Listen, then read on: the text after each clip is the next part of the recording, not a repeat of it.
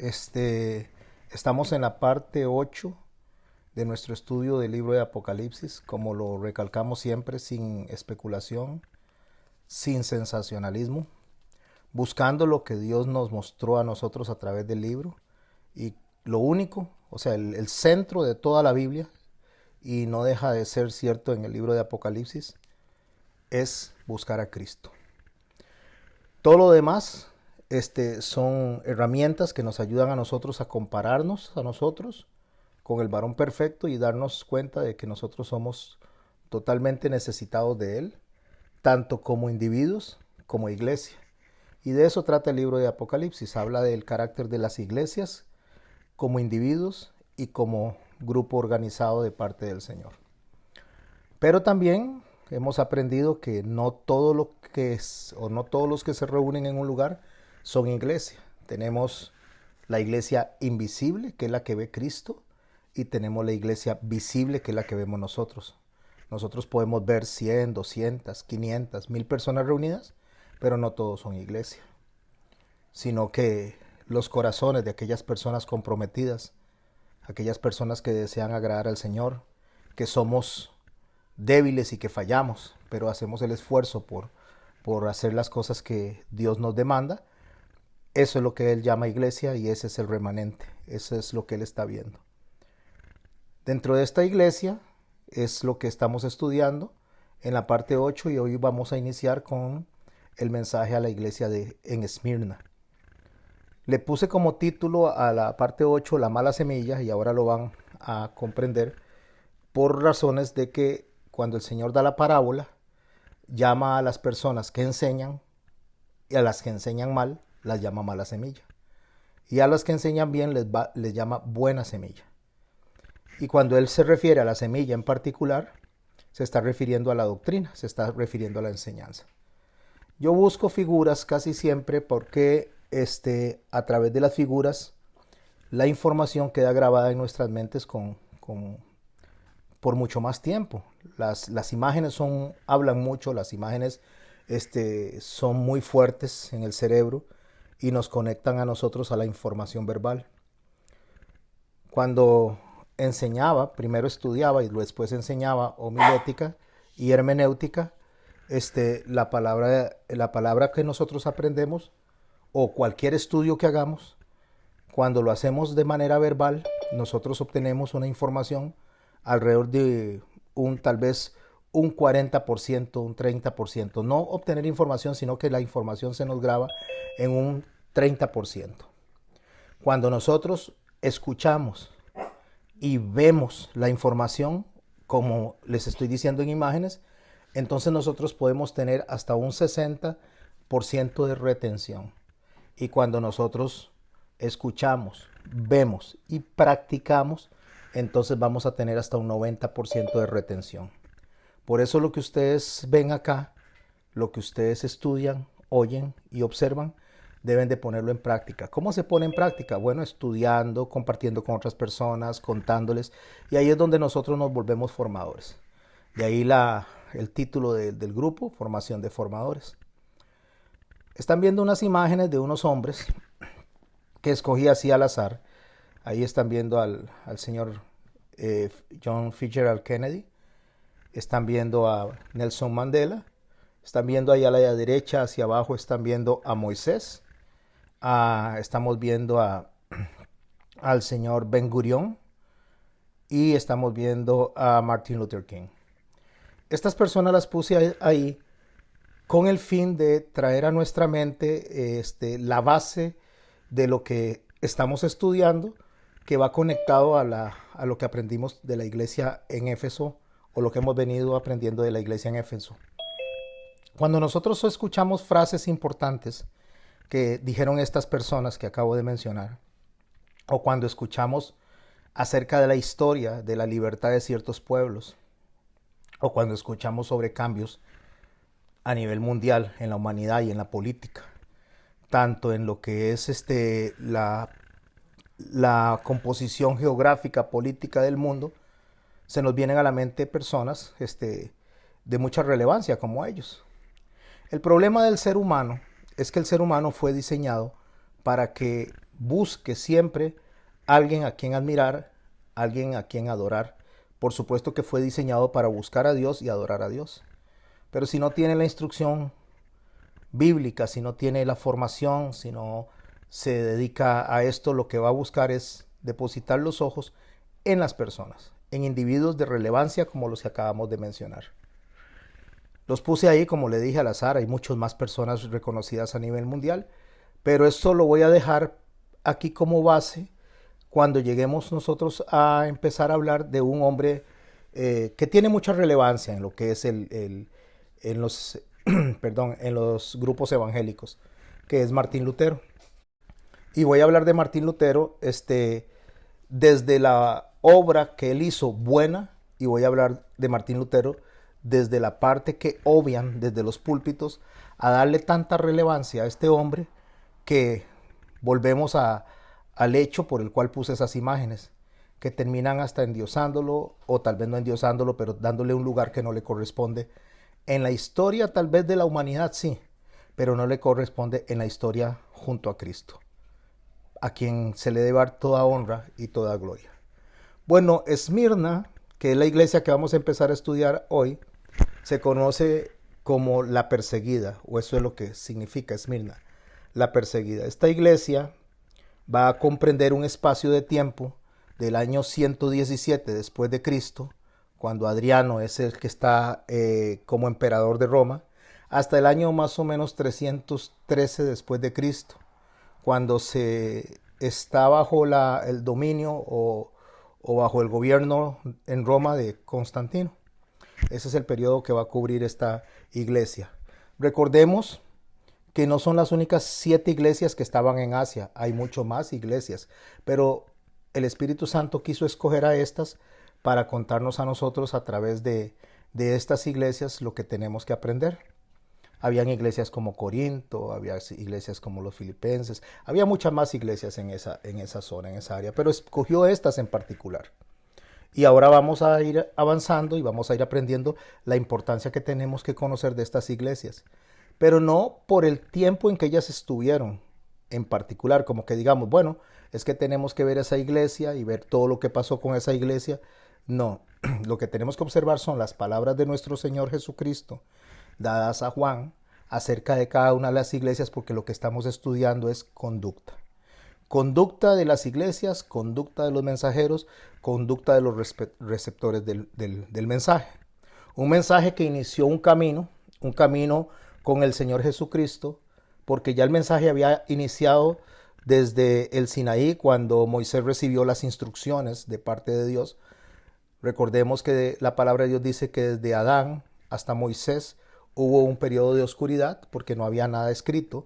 Fue Moisés a quien Dios le dio la misión de escribir la Torá.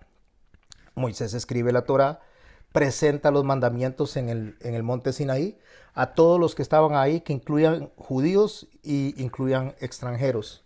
Estas personas reciben el mensaje se distorsiona en el paso del tiempo, o lo que se conoce como la semilla, que es justamente la doctrina, se distorsiona en el paso del tiempo.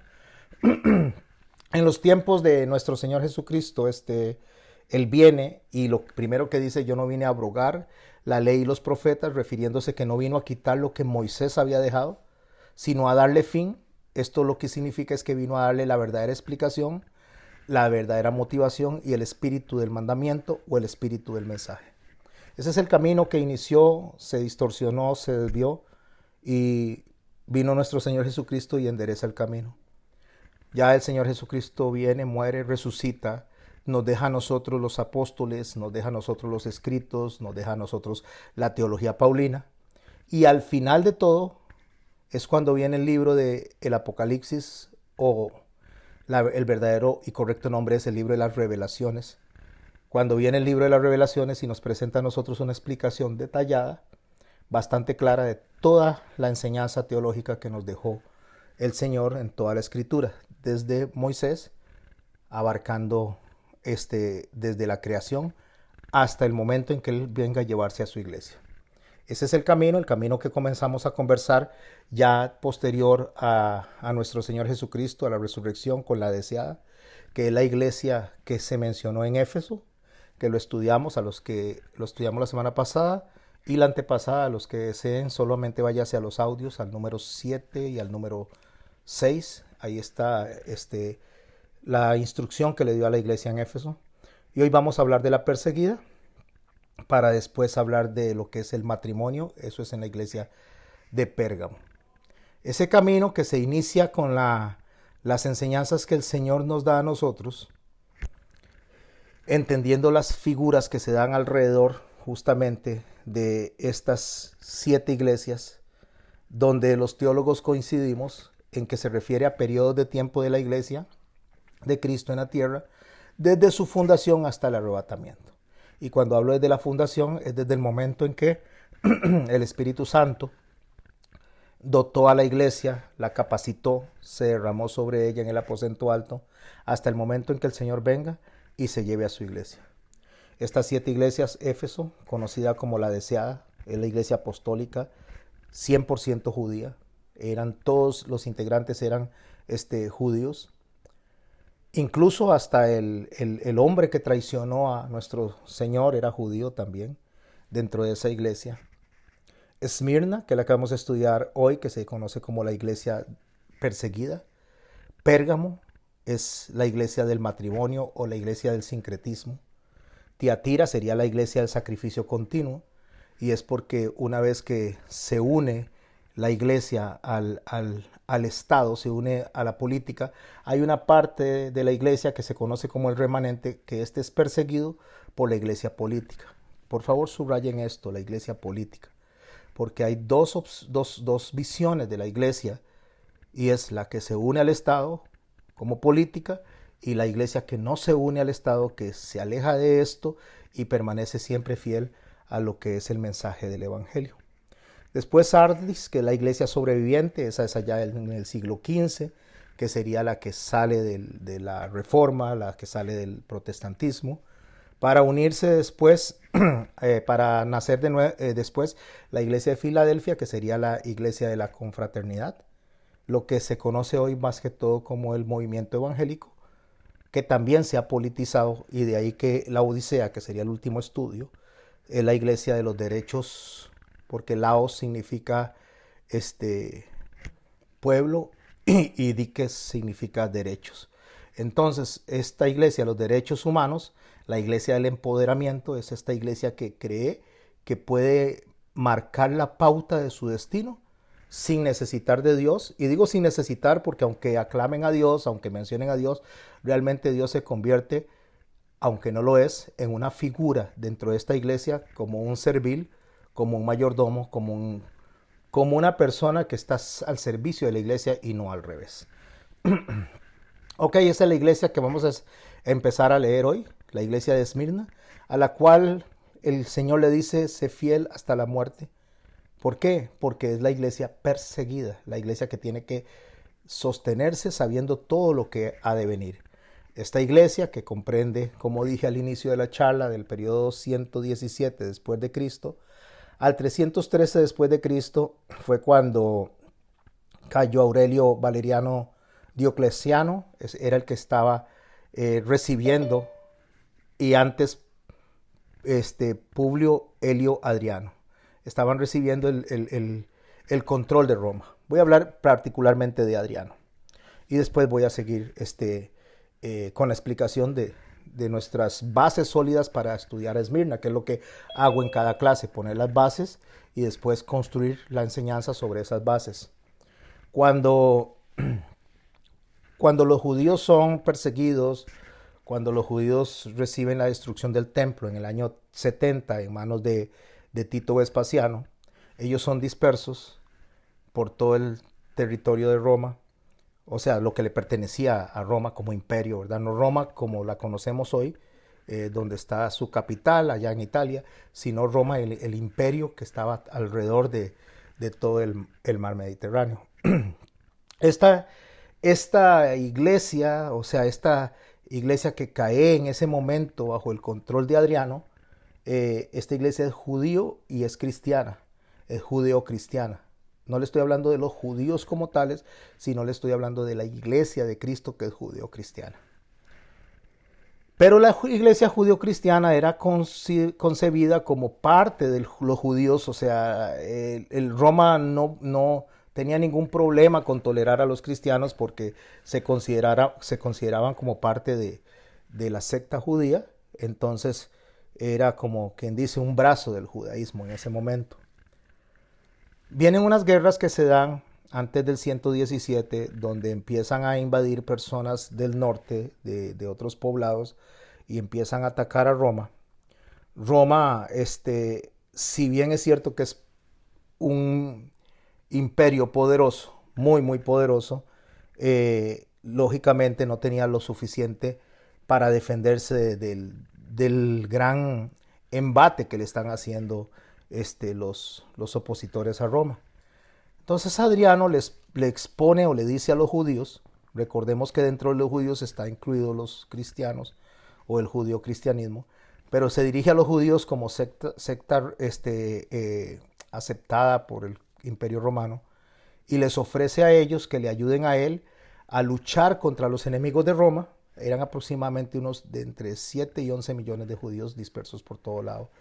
Entonces le dice que se sumen a él a poder luchar en contra de estos invasores y que él les va a prometer, él les promete que les va a construir el templo. Bajo esa promesa, entonces ellos aceptan, pelean en favor de Roma y Roma vence a los que están invadiendo, logra vencerlos. Adriano, pasan los años y no pone pero ni una piedra para el templo. Entonces vienen los judíos y le reclaman a Adriano y le dicen que por qué él les ofreció eso y no lo está cumpliendo. Ante el reclamo, Adriano la toma contra los judíos y los empieza a perseguir. Cuando esto se da, cuando esta persecución se empieza a dar, entonces era muy fácil ubicarlos a ellos. Nada más era llegar los sábados o los días de Shabbat, sábado para nosotros, pero los días de Shabbat, se encontraban en la reunión o se encontraban en las sinagogas. Era muy fácil ubicarlos. Y así los empiezan a perseguir, los empiezan a asesinar. Entonces el cristianismo se separa de la iglesia judía o de lo que es el judaísmo que estaba en ese momento en el imperio, se separa y trata de no verse como parte del judaísmo tradicional. Los judíos, cuando esto se da, empiezan a perseguir también a los cristianos y empiezan a impulsar una persecución a través del imperio, porque todavía ellos estaban como muy afín con los romanos. Y ahí se empiezan a crecer las persecuciones en el paso de los años. No quiero quedarme con Pluvio Helio Adriano, sino que nada más es para que tengamos una idea de dónde inician la separación del judaísmo y el cristianismo cuando ellos convivían de una manera por lo menos amistosa. Empieza a pasar el tiempo, entonces durante una época los romanos persiguieron a los cristianos, después los judíos persiguieron a los cristianos, después los cristianos persiguieron a los judíos, después los cristianos persiguen a los cristianos. Lo que deseo es que podamos observar que la persecución venía de todos los flancos. Así que para poder tener una conexión en ese tiempo, nosotros debemos de ver que la iglesia, o sea, en esa ciudad, hablando en Esmirna, luchaba contra dos fuerzas enemigas muy fuertes. Una era la población judía opuesta al cristianismo, ya les comenté por qué, porque ya entonces al empezar a separarse el cristianismo, a verlos como diferentes, a empezar a hacer las cosas diferentes, entonces los judíos los empezaron a ver como una amenaza. Entonces tienen esa persecución del judío opuesto al cristianismo. Pero también hay otra población no judía, o sea que no les interesa nada del judaísmo, no les interesa nada del cristianismo, pero que son leales a Roma y que apoyaban la adoración al emperador. Y en ese entonces el emperador se consideraba como un dios.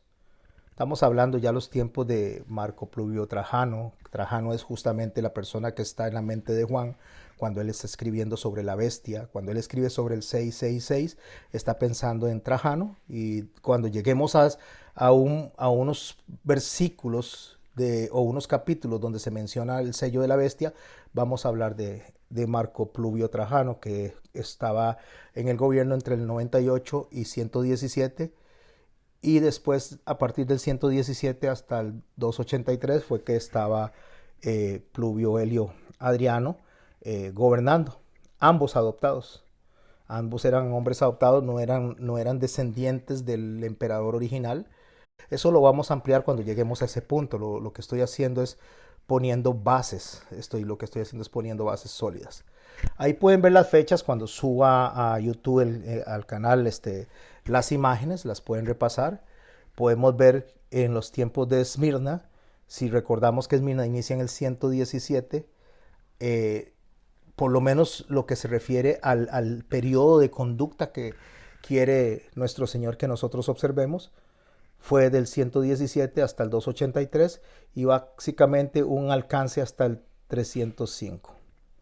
El orden que nosotros vemos de los emperadores a partir del año 41 después de Cristo, o sea, 41 antes de Cristo, hasta el 37 después de Cristo, inicia con Julio César. Él tenía en dominio a los judíos, no a los cristianos, no existían los cristianos en ese momento. Después viene Nerón, que se conoce como el César o como Claudio César, que es del año 37 al 68 después de nuestro Señor Jesucristo. Entonces ya Nerón sí hace una persecución contra los cristianos. De hecho los acusa de haber quemado Roma. Viene Tito Vespasiano y viene Tito Flavio Domiciano, que son los que logran destruir Jerusalén y destruye Tito Flavio Vespasiano particularmente, que era hijo de Domiciano. Entonces logra destruir todo lo que es el territorio de Israel, todo lo que los judíos tenían en ese momento, y es lo que se conoce como la dispersión del año 70. Después del 98 al 117, ya aquí es cuando se está escribiendo el libro del Apocalipsis. Como les digo, es cuando está Pluvio Trajano en el gobierno y Pluvio Helio Adriano. Ya después viene Aurelio, Marco Aurelio, Cayo Aurelio Diocleciano, muy famoso. De hecho hay una película ahí donde sale el nombre de él. Para terminar, Roma sincretizándose, fundiéndose a lo que es el cristianismo, debido a que Constantino dijo que había visto una señal y que Dios le había dicho que con esa señal iba a vencer. Fue que vio una cruz y se da lo que se conoce como el Edicto de la Tolerancia, ya para los tiempos de Flavio Valerio Constantino. Eso solamente lo acoto como una información rápida, con el fin de que vayan en la mente pensando en estos emperadores, porque cuando lleguemos a hablar de la bestia y cuando lleguemos a estudiar los tiempos, estos emperadores van a cobrar relevancia. Antes de leer a Esmirna, vamos a hacer una rápida lectura del capítulo 13 del libro de Mateo, no todo el capítulo, sino puntualizar en algunas palabras en especial. Y dice así en el capítulo 13, en la parábola del sembrador. En aquel día salió Jesús de la casa y se sentó junto al mar, y se le juntó mucha gente, y entrando él en la barca se sentó. Y toda la gente estaba en la playa, y les habló muchas parábolas, muchas cosas por parábolas, diciendo. Cuando él viene y empieza a explicar, empieza a hablar de sí mismo y le dice: aquí el sembrador salió a sembrar, y mientras sembraba, parte de la semilla cayó junto al camino, y vinieron las aves y la comieron. Cuando habla de sembrar, está hablando de la predicación, y la semilla es su enseñanza, es su doctrina. Cuando dice que cae junto al camino, está hablando de la vida, del sendero de la vida, en el tiempo en que la iglesia va a estar activa, en todos los periodos que estamos estudiando. Y dice que vienen las aves y se comieron esa semilla. Las aves, particularmente en la Biblia, son vistas como algo negativo. Las aves se comen los frutos, en este caso el fruto de la iglesia. ¿Y cuál es el fruto de la iglesia? El amor. Y con sus diferentes manifestaciones, como la benignidad, la mansedumbre, la templanza. Todos estos son manifestaciones del fruto del amor. Entonces, las aves que representan invasores, las aves que representan esa iglesia visible que nosotros vemos, que viene a tratar de destruir a la iglesia invisible que mencioné al principio, ellas vienen a comerse el fruto. ¿El fruto qué es? El amor. O sea, a causar división, a pensar en la parte material, en la parte política. Por eso mencioné a aquellos hombres al principio de esta enseñanza, porque la política se va a sincretizar con la iglesia, y hasta el día de hoy la iglesia está metida dentro de un sistema político con el cual tiene que estar luchando. Entonces este sembrador dice, pone la semilla, que es la palabra de Dios, y las aves vienen y se la comen. Pero preste atención, por favor, a esta palabra parte, que la estoy poniendo en rojo ahí en 3 ocasiones. Parte cayó en pedregales, donde no había mucha tierra, y brotó pronto, porque no tenía profundidad de tierra, pero salido el sol se quemó, y porque no tenía raíz se secó. En el verso 7 dice, y parte cayó entre espinos, y los espinos crecieron y la ahogaron. Pero parte cayó en buena tierra y dio fruto, cual al 100, cual al 60 y cual al 30 por uno. El que tiene oídos para oír, que oiga. No voy a explicar la parábola del sembrador porque no es la clase de hoy, pero deseo que observemos esas palabras donde él dice, parte cayó en pedregales, parte cayó entre espinos, parte cayó en buena tierra. La semilla, que es la enseñanza, cae en diferentes corazones, corazones que la reciben de diferentes maneras. ¿Qué produce eso?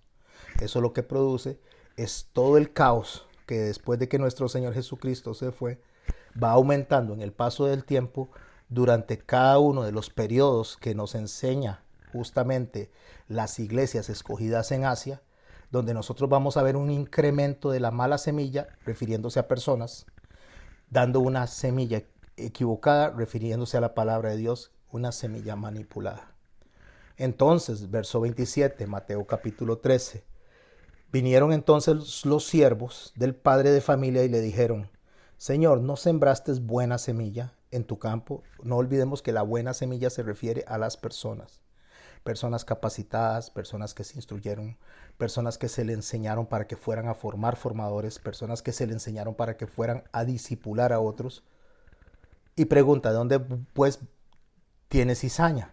Cuando dice de dónde pues tiene cizaña y de dónde salieron estas personas que están manipulando esto, o sea, de dónde salieron estas personas que vienen a utilizar la palabra, distorsionarla para su beneficio propio y no para la gloria de Dios. Básicamente eso es lo que está pasando dentro de la parábola del sembrador.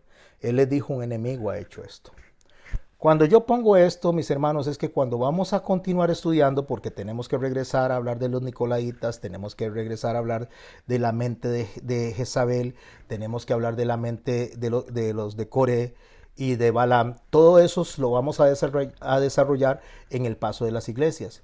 Cuando estamos hablando de estas mentes, no estamos hablando de la persona, estamos hablando de la conducta que el Señor quiere resaltar para que nosotros veamos cómo la enseñanza se fue distorsionando. No es el individuo, sino es la conducta.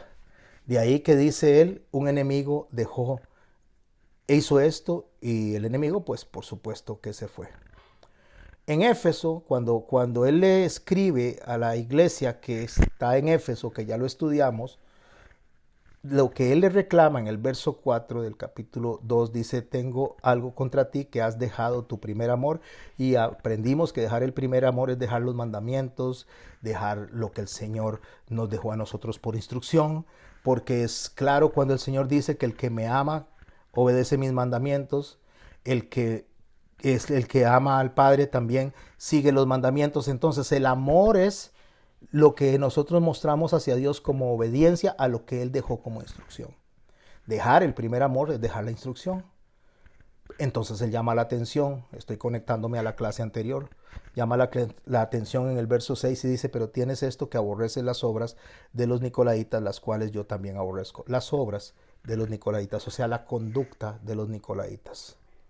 Aprendimos también quiénes eran los nicolaitas y lo que los teólogos en su mayoría consideramos de dónde nace el nicolaísmo, porque es a muy temprano tiempo, como el año 185 después de Cristo, que Ireneo de Lyon dice que los nicolaísmos, el nicolaísmo, los nicolaitas era una secta gnóstica que se había establecido dentro del cristianismo. Victorino de Petovio, allá en el siglo II, que estamos hablando muy cerca, muy cerca de lo que es los escritos del Apocalipsis, que fueron en el año 98. El escrito más cercano encontrado a los tiempos de Juan fue en el año 145. Ese es el escrito que está preservado ahorita, como original del Apocalipsis del año 145, y es como si a nosotros nos preguntaran, no de hace 2000 años, sino que Ireneo del año 155 y Petobio del siglo II, estas personas es como si a nosotros nos preguntaran de nuestro abuelo, de nuestra abuela, gente que todavía conocimos o tuvimos cerca. Bueno, estos hombres dicen, o por lo menos Victorino dice que eran hombres falsos y perturbadores de la iglesia. Clemente de Alejandría en el siglo II, en el mismo tiempo de Victorino, dice o trata de hacer una apología de Nicolás, diciendo que él no fue el que enseñó mal, sino que los receptores de la enseñanza la malinterpretaron y entonces se volvieron al gnosticismo. Lo que quiero poner como esto son bases históricas donde nosotros vemos que el nicolaísmo, sin importar realmente cuál fue la semilla del nicolaísmo, se desarrolló, el nicolaísmo se metió dentro de la iglesia y el nicolaísmo se conoce hoy en día y lo conoció Ireneo de Lyon como gnosticismo. Ahorita vamos a hablar de un poquito de lo que es el gnosticismo, pero quiero seguir leyendo la parábola de Mateo 13 sin desconectarnos de que el Señor dejó una enseñanza para que las personas o la buena semilla, como Él le llama, enseñaran esa información que Él había dejado. Cuando Jesús explica la parábola de la cizaña, aunque ya la expliqué, pero deseo que lo oigamos de la boca de nuestro Señor Jesucristo, en Mateo capítulo 13, en el verso 36, Él dice: entonces, despedida la gente, entró Jesús en la casa. Acercándose a él, sus discípulos le dijeron: explícanos la parábola de la cizaña. Respondió él y les dijo: el que siembra la buena semilla es el Hijo del Hombre. O sea, el que siembra la palabra en las buenas personas o en las personas que tienen que dar la enseñanza correcta es Jesús. O sea, a través del Espíritu Santo. El campo, dice, es el mundo. O sea, lo suyo, lo que Él creó, toda esta creación, es donde Él viene a sembrar la semilla. La buena semilla son los hijos del reino, aquí lo conecta con personas, y las cizañas son los hijos del malo. Cuando estamos hablando de hijos, no estamos hablando de procreación, no estamos hablando de un canal directo de parto, está hablando de filiación. La palabra filio, de la que viene la palabra hijos, significa de dónde uno viene o de la procedencia que uno viene para cumplir un propósito. Entonces, cuando nosotros venimos y actuamos conforme a la palabra de Dios, nosotros procedemos de Dios y nosotros trabajamos en el propósito de Dios. Pero si nosotros no trabajamos en el propósito de Dios, sino que distorsionamos la palabra, la enseñamos mal, no la abordamos como debe ser, entonces procedemos de las mentiras de Satanás para cumplir el propósito de Satanás. No estamos hablando de endemoniados, sino estamos hablando de mal enseñar, aún inclusive a las mismas personas que fueron bien enseñadas. ¿Qué es lo que el Señor dice? Un malo vino, puso la semilla, puso a estas personas que están más preocupadas por sí mismas y se olvidaron de lo que tenían que hacer.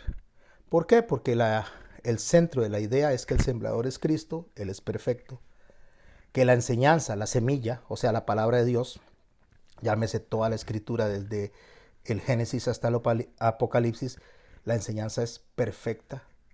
Déjeme cambiarle eso ahí. Yo puse perfecta, es perfecta. La enseñanza es perfecta. Los mensajeros del rey, que son buena semilla, también son imperfectos, no son perfectos. La enseñanza, Cristo, o sea, el sembrador y la enseñanza son perfectas.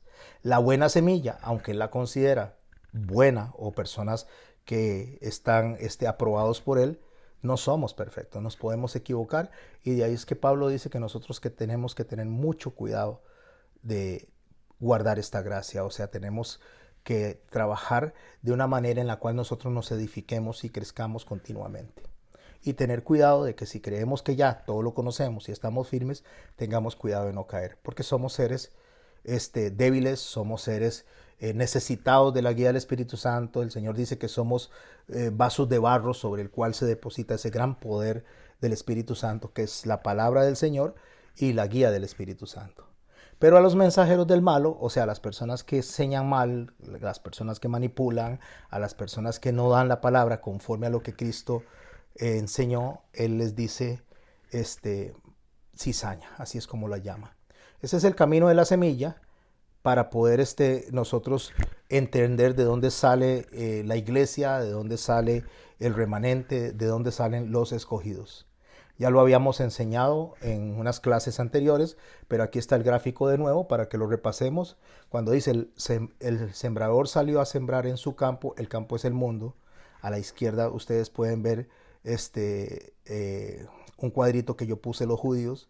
A la derecha puedo ver un cuadrito que yo le puse los gentiles, donde en Romanos 9:27 habla de la conversión de los judíos en un momento que Dios tiene determinado, y que hasta que no se alcance la plenitud de los gentiles, entonces no habrá venido el Señor, porque del judío que se mete al centro, de la figura que están viendo, que se mete al centro de lo que yo puse como escogidos, y los gentiles que entran también al centro para producir un pueblo que son gentiles cristianos y para producir un pueblo que son judeo-cristianos. Unos con sede en Jerusalén y otros con sede en Antioquía cuando estudiamos la teología paulina, cuando estudiamos el libro de los Hechos, cuando estudiamos los Gálatas, cuando estudiamos a los romanos. Ese es el grupo de personas que se le llama escogidos. No voy a quedarme ahí concentrado porque ya lo estudiamos en teología paulina y creo que ya debemos de tener claro esto. Como ya aprendimos que lo que el Señor está llamando la atención es de la mala enseñanza más que del individuo, entonces ya a este momento tenemos identificadas diferentes malas enseñanzas que se han venido dando y se han introducido dentro de la iglesia al pasar de los tiempos, hasta llegar a colapsar pues hasta los tiempos de hoy, que nosotros estamos viviendo los tiempos de la Odisea. Esa mala enseñanza identificada hasta hoy, estamos hablando de la de Jezabel.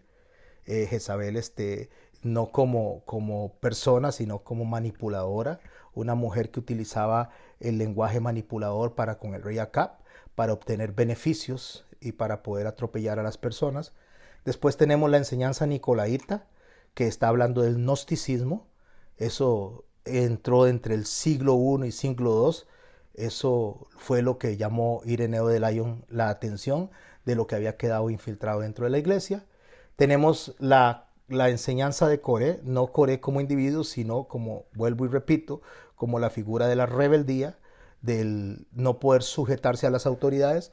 Y tenemos la información dentro de lo que hemos aprendido hasta hoy de la doctrina de Balaam, que sería el engaño por codicia, o sea, el engaño, el tratar de maldecir al pueblo de Israel por dinero.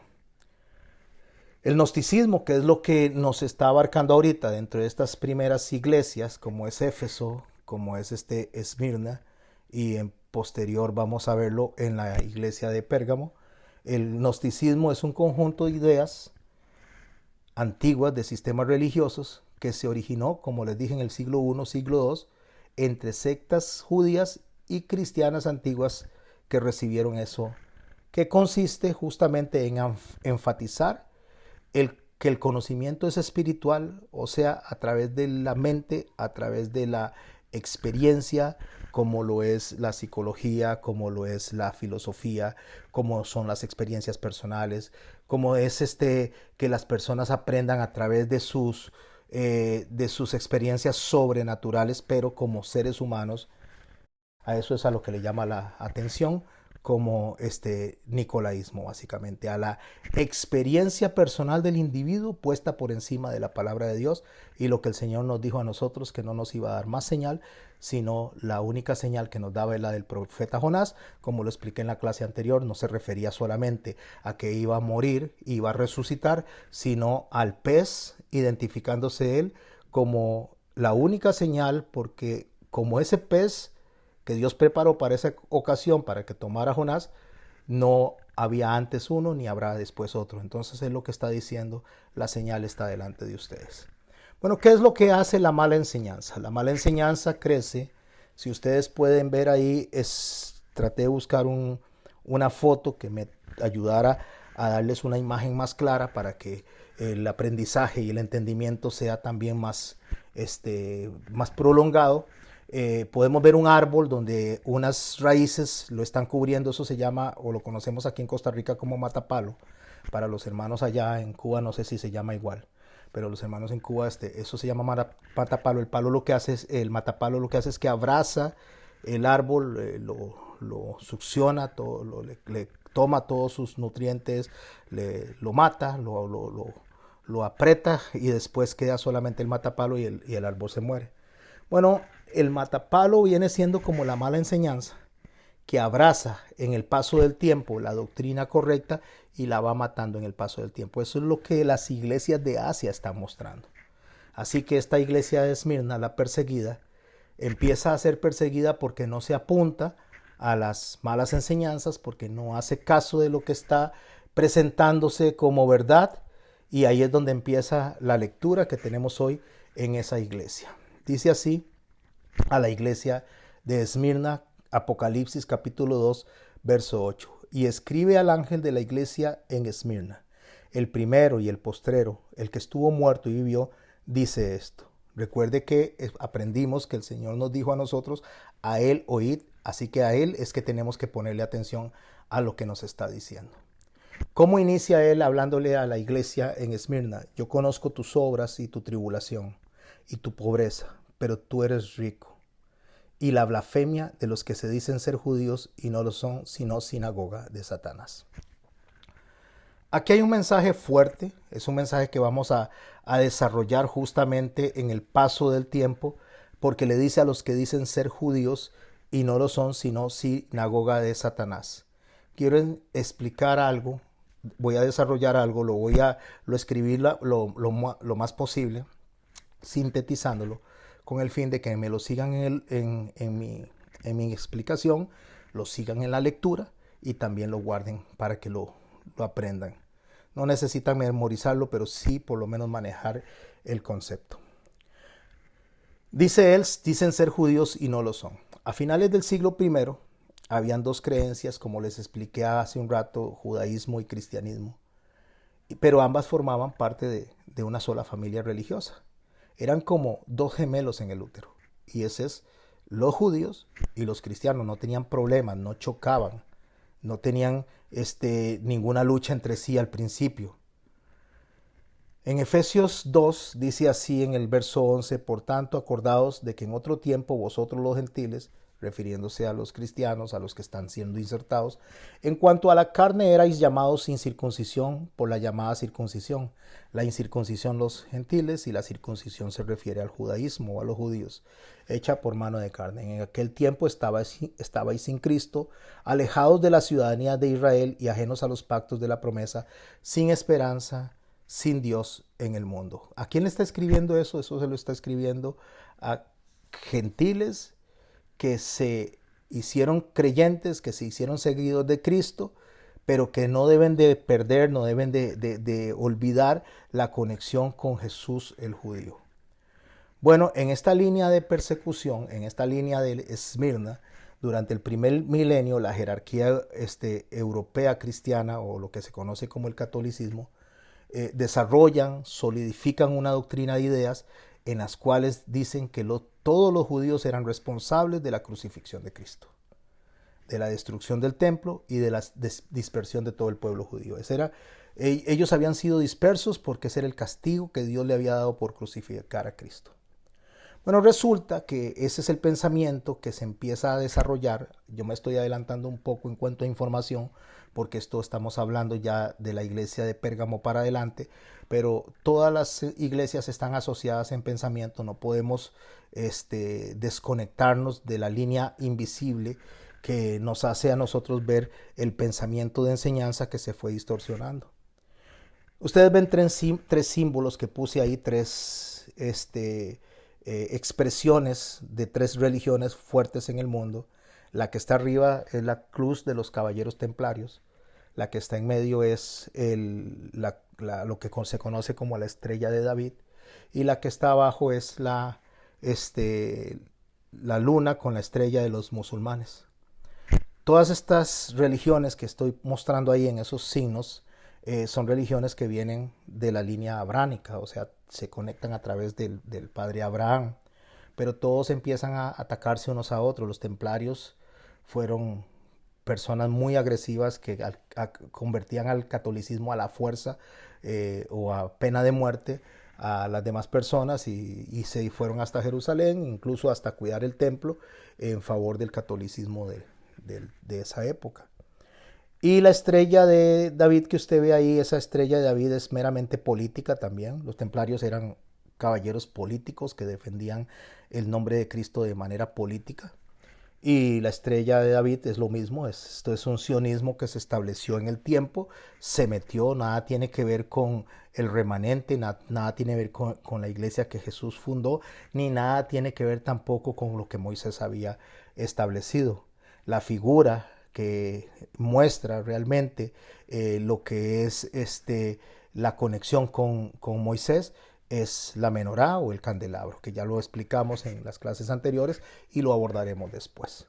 Pero esta estrella de David no es un mero movimiento sionista, un mero movimiento político por la liberación de Jerusalén, lo cual está bien, pero lo malo es que dicen representar a la Torá, dicen representar al judaísmo, y lo que representan es, más que a los judíos, representan un movimiento político. Y por lo consiguiente los musulmanes también, que son familia. Así que nacen las que se conocen como las guerras santas. Ahí está esta otra figura, donde nosotros podemos ver la cruz, donde nosotros podemos ver la estrella de David, y donde vemos el símbolo musulmán, peleando unos contra otros, defendiendo una verdad. Pero esto no deseo que olviden esta imagen, porque esta imagen va a unirse en un momento determinado. Cuando estemos al final del Apocalipsis, esta imagen que están viendo se van a unir como una sola religión, agarrándose de lo que era la línea del padre Abraham. No lo voy a explicar ahora porque vamos en orden. Hay que primero gatear y después correr. No podemos correr si no hemos caminado, y mucho menos si ni siquiera hemos gateado. En esta línea de persecución católica, estas doctrinas acerca de los judíos se endurecieron en el paso del tiempo contra los judíos, y esto fue aumentando en el paso del tiempo el antisemitismo. En parte, digamos, ellos empezaron a sentirse mal, los católicos, y empezaron a atacar. Yo quiero hacer una pausa aquí. Cuando estoy hablando de los católicos, no estoy atacándolos, ni los estoy atacando como religión, ni los estoy atacando como denominación, porque cuando lleguemos a un momento determinado, el Señor va a hacerle un reconocimiento a la Iglesia Católica en cuanto a su nombre, en cuanto a lo que es Jesucristo como Dios, en lo cual Jesucristo como Trino y como Salvador. Entonces, lo que estoy hablando es de una posición histórica, que eso nadie lo va a eliminar, la historia no se puede eliminar. Entonces, estas personas que movían el poder del catolicismo sentían una amenaza de separación, por lo que se empezó a dar en el año 1054 aproximadamente, cuando la ortodoxia griega se separa, cuando empieza a organizarse en manera, en las mentes del catolicismo de ese momento, empieza a forjarse, a construirse lo que va a ser en el año 1500 o en el siglo XV, va a ser lo que se va a conocer como el movimiento de reforma, que termina siendo impulsado por Martín Lutero, pero no nacido en Martín Lutero, sino que en el año 1100, 1054, 1100 pasaditos, se empieza a forjar esa idea de ir a las personas, a obligarlas a convertirse al catolicismo. También habían unas oleadas de los musulmanes al fin del milenio, conquistando para tratar de forzar a los cristianos a hacerse musulmanes, o a los judíos a hacerse musulmanes. Entonces nacen esas guerras santas que hasta la fecha todavía tienen repercusiones. Los triunfos, también habían problemas con los paganos que se convertían. Entonces eso alimentaba el deseo de forzar a la gente a hacerse católicos, y eso se hacía desde la parte militar y forzando la espiritualidad de las personas desde lo que se conoció como las cruzadas. Bueno, este antisemitismo teológico alcanzó un auge enorme en la Edad Media, y entre las manifestaciones de antisemitismo, estoy hablando de antisemitismo, es la persecución de los judíos, ir contra ellos, porque eso es lo que vamos a ir viendo en el paso del Apocalipsis, cómo primero se persigue a los judíos, después al cristianismo, y al final el Señor va a venir y de ambos va a hacer un solo cuerpo, una sola iglesia. Estas manifestaciones de antisemitismo fueron muy comunes y hasta que llegaron lo que se conocían como los pogroms. Los pogroms eran personas que atacaban a los judíos, estaban dentro de los mismos residentes locales y alentados por las autoridades empezaban a perseguir a los judíos y a acusarlos de todo lo malo que sucediera. Estos pogroms, que a menudo eran incitados incluso por rumores de crímenes rituales, decían que es que los judíos practicaban una cosa, que practicaban la otra, entonces les creaba un odio hacia el judaísmo.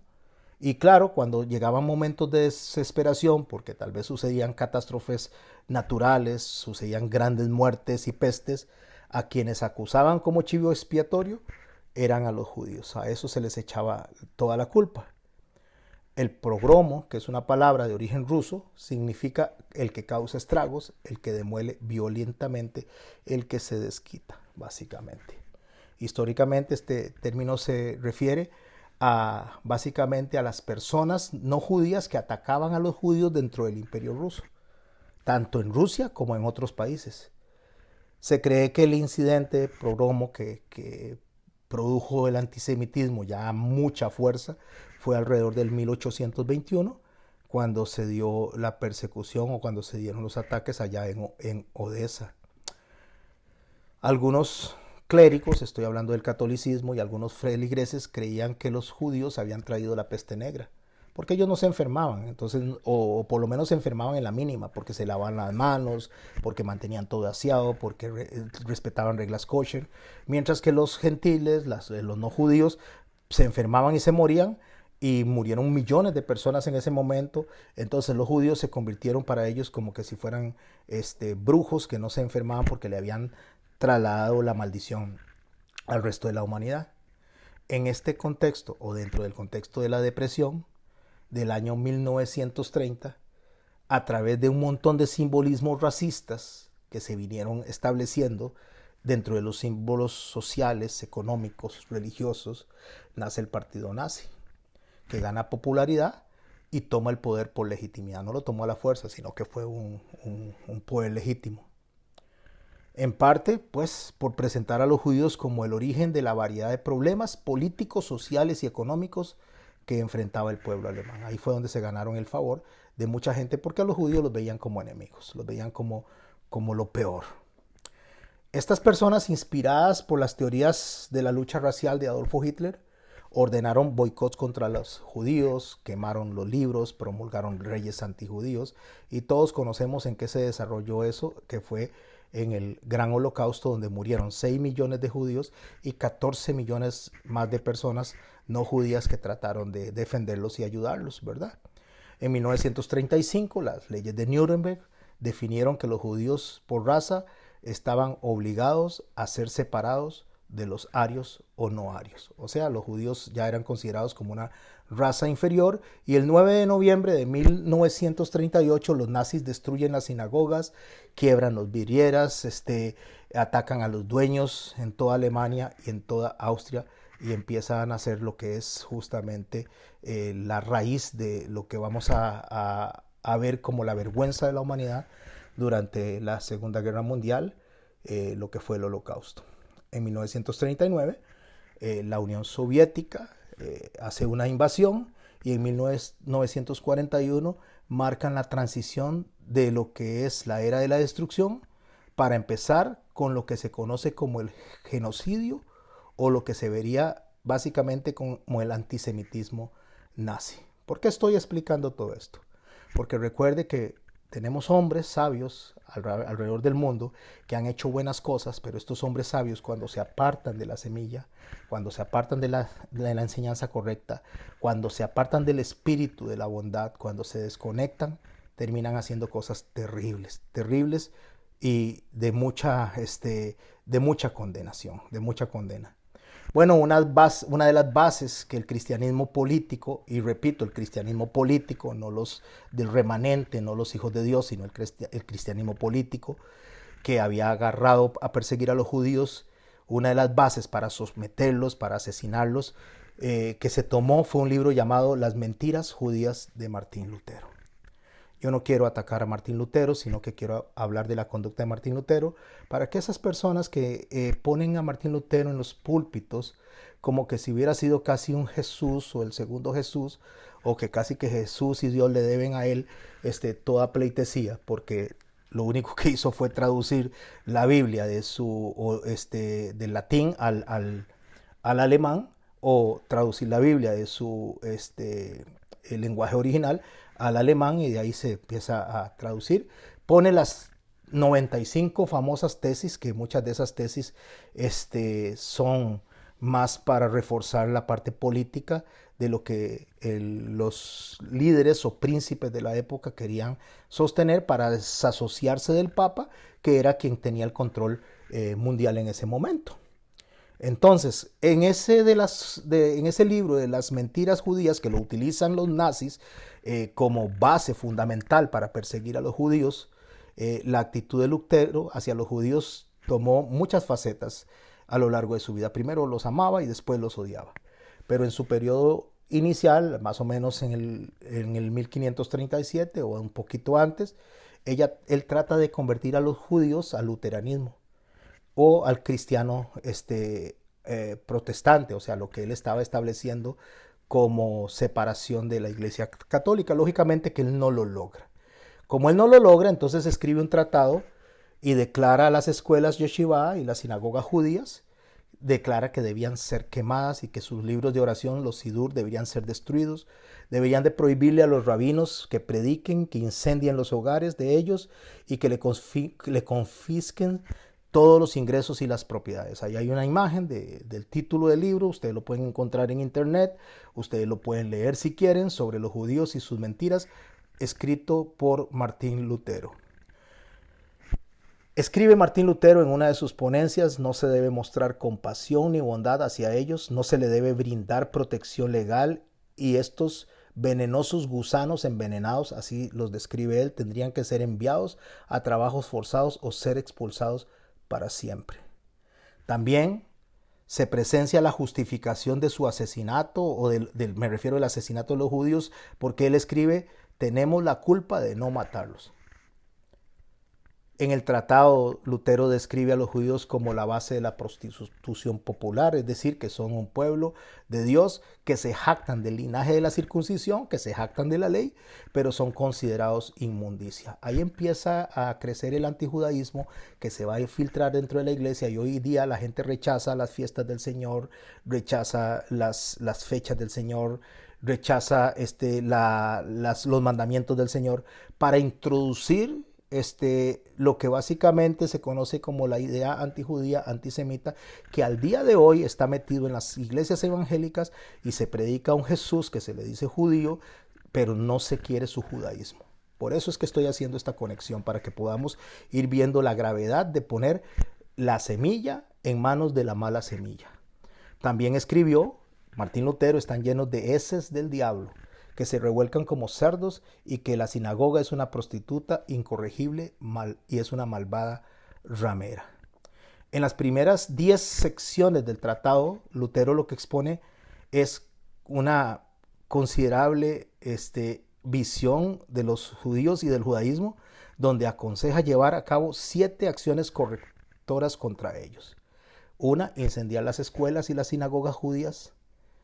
Advertir a la gente de la presencia de ellos, no permitir que los judíos sean propietarios de casas cristianas, remover las escrituras religiosas judías, negarle a los rabinos el derecho a predicar, no ofrecerle protección a los judíos en las carreteras, más bien que dejarlos que los asesinen, para que se prohíba su usura, o la usura, porque ellos consideraban que ellos se enriquecían, pero se enriquecían a base de brujerías, a base de malas formas.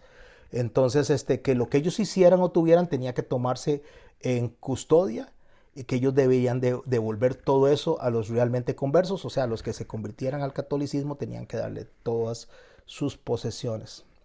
Los judíos jóvenes y fuertes se deben proveer de azotes y hachas, palas y usos, a fin de que puedan ganar el pan con el sudor de su frente, o sea, mándelos a trabajos forzados. Pero en los inicios de la vida de Lutero, no fue así. En los inicios de la vida de Lutero, él les había, básicamente había defendido la posición de ellos mediante una proclamación en que él decía que el evangelio de la Iglesia Católica era impuro y no podía forzar a los judíos a convertirse al catolicismo. Más bien que deberían de responder favorablemente hacia ellos, ayudarles también a que llegaran a conocer a Jesucristo.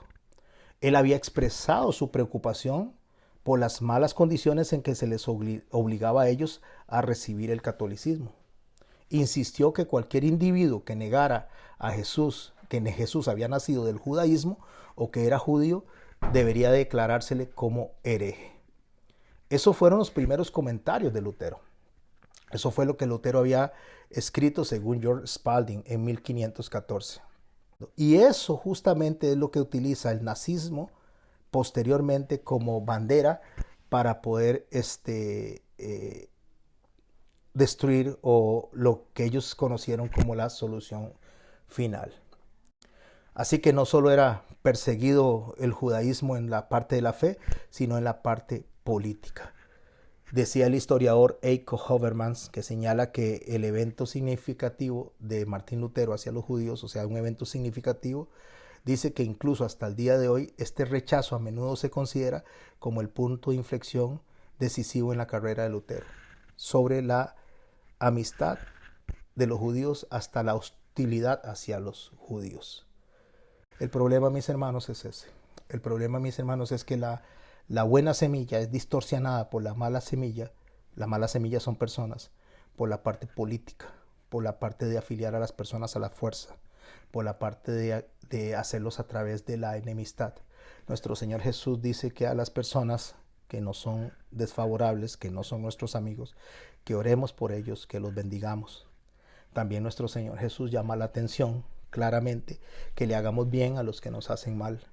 Nuestro Señor Jesucristo escribe claramente que los que vienen a Él no pueden venir por sí solos, sino que deben ser arrastrados por el Espíritu Santo. Es algo que Él le dice a Nicodemo. Así que Martín Lutero, por muchas tesis que haya escrito y por muchas cosas que se defiendan, Martín Lutero no había defendido lo que es la enseñanza verdadera, la semilla correcta, donde el Señor Jesucristo dice claramente que nadie puede venir a mí si el Padre no le atrae. Así que es exaltar a un hombre más de lo que debió haberse sido exaltado, reconocer que dichosamente Dios lo usó para traducir la Biblia, pero nada más. De ahí en fuera es darle más relevancia de la que tiene. El predicador José Garmendia dice así: Lutero tenía una preocupación genuina, pero se convirtió en obsesión. La preocupación se convirtió en obsesión y quien seguía a Jesucristo el judío terminó persiguiendo a los judíos que un día defendió. Y así mismo es hoy en día. Muchas personas dicen representar a Jesucristo el judío, pero rechazan sus orígenes y cualquier vinculación de lo que él enseñó sobre su misión, o sea Jesús, es rechazado a través de el antisemitismo que se ha metido dentro de las iglesias, no solo la católica, sino las evangélicas, al grado de exaltar incluso a los perseguidores del pueblo de Dios. No olvidemos que el Señor dijo claramente que yo no vine sino a buscar las ovejas perdidas de la casa de Israel. Eso es a los que estaban en la dispersión. Aparte de eso hay una promesa para Abraham que dice que bendecirá a los que te bendigan y maldeciré a los que te maldigan. Eso parece que lo olvidó Lutero y lo están olvidando muchos pastores que le están dando mucha relevancia a Martín Lutero. Paul Johnson, historiador católico, escribió: Lutero no estaba conforme con el abuso verbal. Incluso antes de que escribiera su panfleto, el que acabo de describir, el antisemita, logró expulsar a judíos de Sajonia en 1537 y en la década de 1540 hizo exactamente lo mismo en esas ciudades alemanas donde los expulsó desde Brandenburgo. O sea, ya era una conducta que él tenía, un odio hacia los judíos, y nosotros no podemos jamás de la vida exaltar a un hombre como se está exaltando hoy en día. Graham Knoll escribió de Lutero que dice que él quería salvar a los judíos en sus propios términos.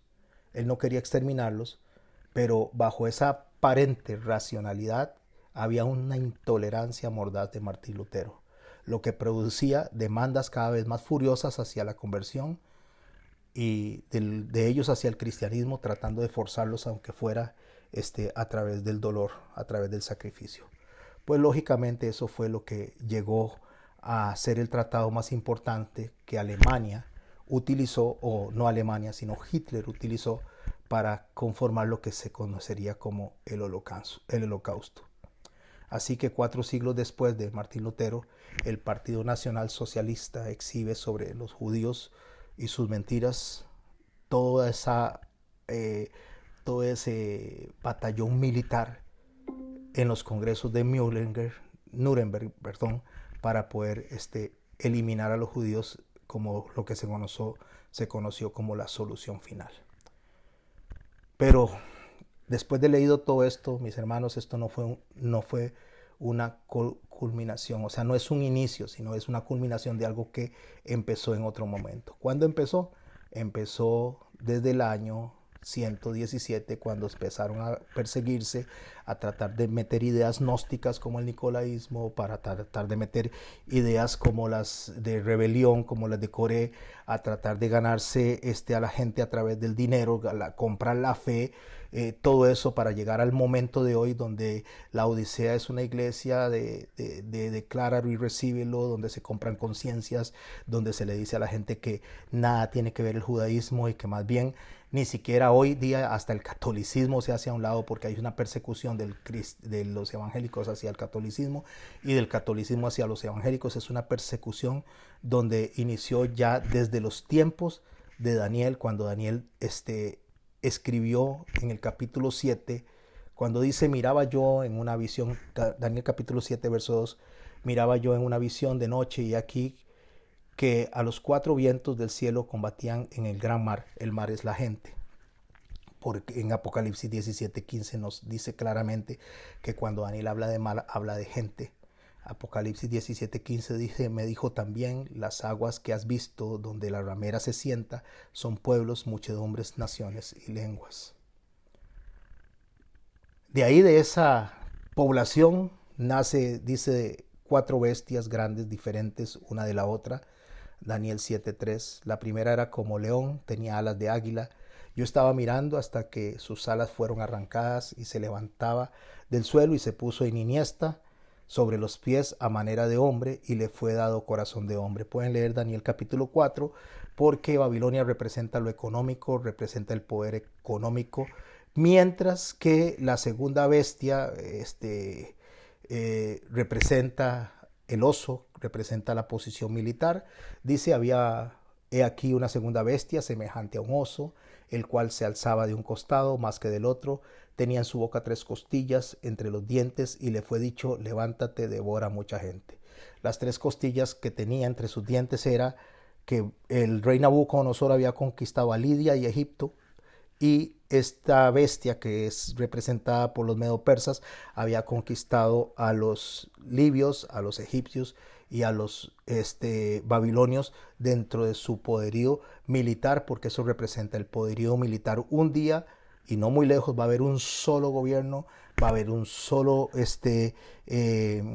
ejército, va a haber una sola moneda, una sola religión, va a haber un sistema político, un sistema cultural, uno solo, y va a ser gobernado por el anticristo. Estas son las bases que están llevándonos a nosotros al estudio de las 7 iglesias de Asia, pero no olvidemos que Daniel las había descrito, y que la mala enseñanza, la distorsión de la enseñanza, lleva a que la gente se vaya separando de tal grado que hoy día el Apocalipsis se estudia como un libro de amedrentamiento, como un libro de tratar de especular para que las personas se asusten, y no como un libro de formación del conocimiento de quién es Dios y quién es Cristo.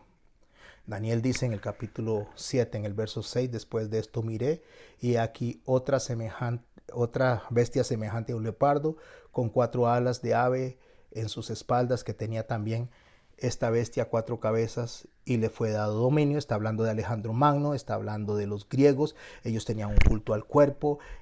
Hoy en día usted puede ver, la gente tiene un culto al cuerpo, tiene una admiración propia, una vanagloria, una egolatría. Eso se va desarrollando durante el tiempo en cada una de las de las generaciones de la humanidad, pero eso se introduce a la iglesia también, así que no nos equivoquemos, no pensemos que el mundo está afuera, el mundo se metió dentro de las iglesias, y eso es lo que el libro del Apocalipsis nos está enseñando a nosotros. En el verso 7 de capítulo 7 dice: después de esto miraba yo en las visiones de la noche, y aquí la cuarta bestia, espantosa y terrible, en gran manera fuerte, la cual tenía unos dientes grandes de hierro, devoraba y desmenuzaba, y las sobras hollaba en sus pies. Era muy diferente, y de todas las bestias que vi antes de ella tenía 10 cuernos. Está hablando del catolicismo, de Constantino, lo que se distribuyó alrededor de Roma en ese momento. Las 10 cuernos son los 10 territorios que Roma tenía, y ahí puse a la derecha, abajito, a una foto del monje que acabamos de mencionar, de este señor Martín Lutero, porque dentro de esa organización que dice que es como hierro, que representa Roma, que destruye todo, porque está hablando de la religión, básicamente, que destruye todo, están todas las persecuciones que se van a desarrollar, iniciando por el antisemitismo. Con esto en mente, leemos el verso 10 de Apocalipsis capítulo 2, donde le dice a esta iglesia, y ahora usted entiende, porque la historia nos enseña, porque las enseñanzas nos muestran a nosotros qué es lo que va a pasar, lo que Dios podía ver, que en ese momento la iglesia no lo entendía, que en ese momento, hace tiempo, cuando se hablaba de las 4 ruedas del carruaje que ve Ezequiel, la gente decía que eran los aviones, que se iban a construir los aviones, y ahora se han dado cuenta que nada tiene que ver con eso, porque Ezequiel habla de la gloria de Dios. Lo que hace el libro de Apocalipsis es hablar de la gloria de Dios, pero claro, por supuesto, tanto Daniel como Ezequiel, como el libro de Apocalipsis y Levítico, nos enseñan a nosotros a interpretar esto de una manera correcta. Entonces ahora, cuando dice no temas en nada lo que has de padecer, ahora esa iglesia está entendiendo, o por lo menos nosotros estamos entendiendo a qué se refiere, que viene a futuro, lo que empieza a pasar con ellos, y en el transcurso del tiempo se va a ir dando esa persecución contra el remanente que quiere hacer las cosas como Cristo las demanda.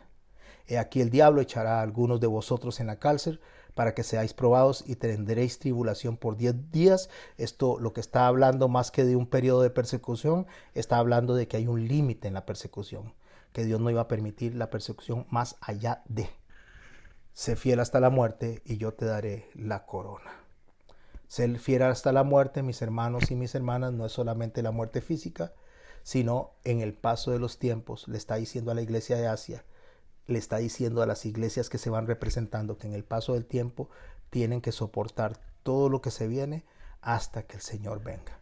Daniel, en el capítulo 7, en el verso 9, nos conecta con esto que acabamos de leer. Estuve mirando hasta que fueron puestos tronos, y se sentó un anciano de días, cuyo vestido era blanco como la nieve, y el pelo de su cabeza como lana limpia, su trono como llama de fuego, y las ruedas del mismo fuego ardiente. Estuve mirando hasta que fueron puestos tronos, y se sentó un anciano de días, cuyo vestido era blanco como la nieve, y el pelo de su cabeza como lana limpia, su trono como llama de fuego, y las ruedas del mismo como fuego ardiente.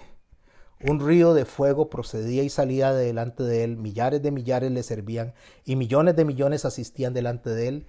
El juez se sentó, y sus libros fueron abiertos. Yo entonces miraba, a causa del sonido de las grandes palabras que hablaba el cuerno, miraba hasta que mataron a la bestia, y su cuerpo fue destrozado y entregado para ser quemado al fuego. La bestia, estoy hablando de un sistema de pensamiento, que es lo que venimos viendo cómo se construyó en el paso del tiempo, durante todas las eras, desde Daniel hasta las eras que están descritas en las iglesias de Asia. Entonces lo que está diciendo es que sé fiel hasta la muerte. Le está hablando a la iglesia, no solamente de Esmirna, no solamente de Éfeso, no solamente de Pérgamo, sino a usted y a mí, que seamos fieles hasta la muerte, hasta el fin de los tiempos, para que podamos experimentar lo que es la destrucción de esta bestia y la exaltación del Rey de Reyes y Señor de Señores. Habían también quitado otras bestias de su dominio, pero se les había sido prolongada la vida hasta cierto tiempo. Miraba yo en la visión de la noche, y he aquí con las nubes del cielo venía uno como un hijo de hombre, que vino hasta el anciano de días y le hicieron acercarse delante de él, y le fue dado dominio, gloria y reino, para que todos los pueblos, naciones y lenguas le sirvieran. Su dominio es dominio eterno, que nunca pasará, y su reino que no será destruido. Escuche lo que dice Apocalipsis capítulo 19, conectándonos con lo que dice Daniel y con lo que le dice él a la iglesia de Esmirna, que le dice: sé fiel hasta la muerte. ¿Sé fiel hasta cuándo? Vea lo que dice el capítulo 19 de Apocalipsis. Después de esto oí una gran voz de gran multitud en el cielo que decía: aleluya, salvación y honra y gloria y poder son del Señor nuestro Dios, porque sus juicios son verdaderos y justos, pues ha juzgado a la gran ramera que ha corrompido a la tierra con su fornicación y ha vengado la sangre de sus siervos de la mano de ella. A Esmirna lo que el Señor le está llamando la atención es que se mantenga firme en el paso del tiempo. Tomé esa figura de un bebé que empieza a caminar, y eso es lo que nosotros estamos haciendo. Estamos empezando a caminar, estamos empezando a entender lo que es realmente la Biblia, la llamada de atención que nos hace a nosotros y nos aleja del problema que se nos avecina, en el cual ya nosotros estamos muy cerca. Sin estudiar la iglesia de la Odisea, deseo por favor que presten atención a lo que le escribe a la Odisea en el capítulo 3 de Apocalipsis, a partir del verso 19, y conecte con la iglesia de Esmirna para que veamos hacia dónde se dirige la iglesia y lo que le espera a la iglesia. Bueno, en este caso, lo que nosotros estamos viviendo. Yo reprendo y castigo a todos los que amo, sé pues celoso y arrepiéntete. No voy a explicar todo el verso porque cuando lleguemos a la Odisea sacaremos también el contexto histórico, el contexto cultural, religioso, político, porque ya vimos que todo se encierra dentro del mensaje apocalíptico. Pero sí llama la atención, dice: a quienes, a los que ama. Si este libro fue escrito, no fue escrito para condenación, es una llamada de atención a esta iglesia que empezó en Éfeso gateando, se va poniendo de pie, empieza a caminar y se empieza a desviar del camino que el Señor le trazó. A esa iglesia le dice: yo reprendo y castigo a todos los que amo. Sé pues celoso y arrepiéntete. Estoy a la puerta y llamo. Si alguno oye mi voz y abre la puerta, entraré a él, cenaré con él y él conmigo.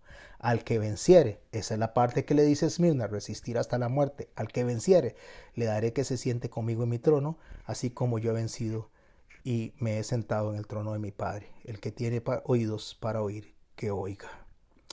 Así que él termina diciéndole a la iglesia de Esmirna en el verso 11, dice: el que tiene oídos oiga lo que el Espíritu le dice a las iglesias. El que venciere no sufrirá daño de la segunda muerte. La segunda muerte, mis hermanos y mis hermanas, es muy claro que tiene que ver con la separación eterna de Dios, porque le llama segunda muerte no a la muerte física, sino al momento en que Dios haga un juicio a través de las palabras que Él ha establecido, el llamado al arrepentimiento, y que de esas personas separadas por la eternidad de nuestro Señor Jesucristo y del Dios Padre. Así llegamos a la iglesia de Pérgamo. Tenemos 35 minutos para conversar, 5 minutos para orar y 30 para poder intervenir alrededor de estos temas.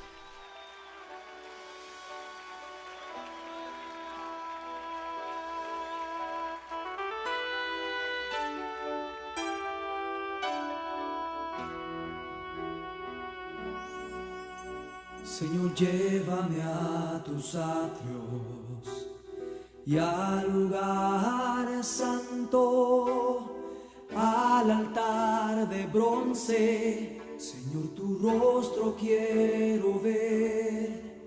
Pásame en la muchedumbre, por donde el sacerdote canta. Tengo hambre y sed de justicia, y solo encuentro un lugar. Llévame al lugar santísimo, por la sangre del Cordero Redentor. Llévame al lugar santísimo,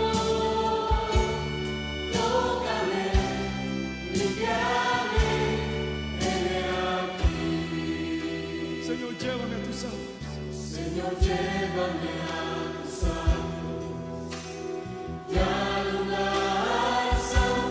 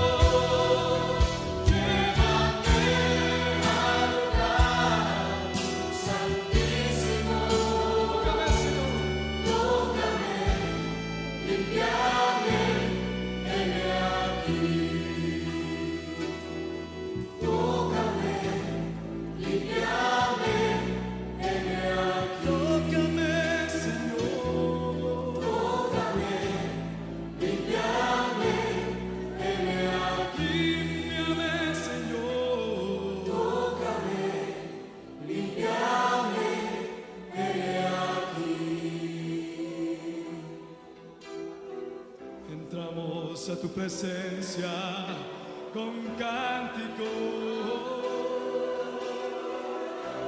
Venimos ante ti con cántico. Solo tú eres De cierto, os digo, yo soy la puerta de las ovejas. Quienes vinieron antes de mí eran ladrones y salteadores, mas no los oyeron las ovejas. Yo soy la puerta. Cualquiera que por mí entrare será salvo. Y entrará y saldrá y hallará pastos.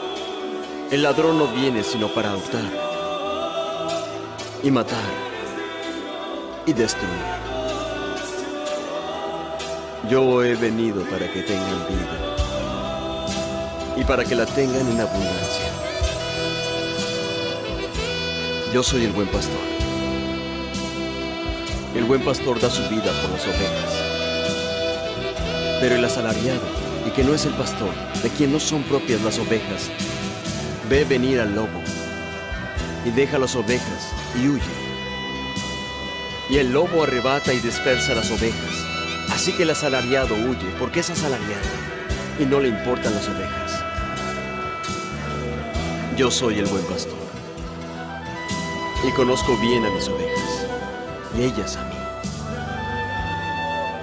Así como el Padre me conoce y yo conozco al Padre y pongo mi propia vida por las ovejas. Y tengo otras ovejas que no son de este redil. A aquellas también debo traer y oirán mi voz. Y habrá un rebaño y un pastor. Por eso me ama el Padre, porque yo pongo mi vida para volverla a tomar. Ningún hombre me quita la vida, sino que yo la pongo de mí mismo. Tengo poder para ponerla y tengo poder para volverla a tomar.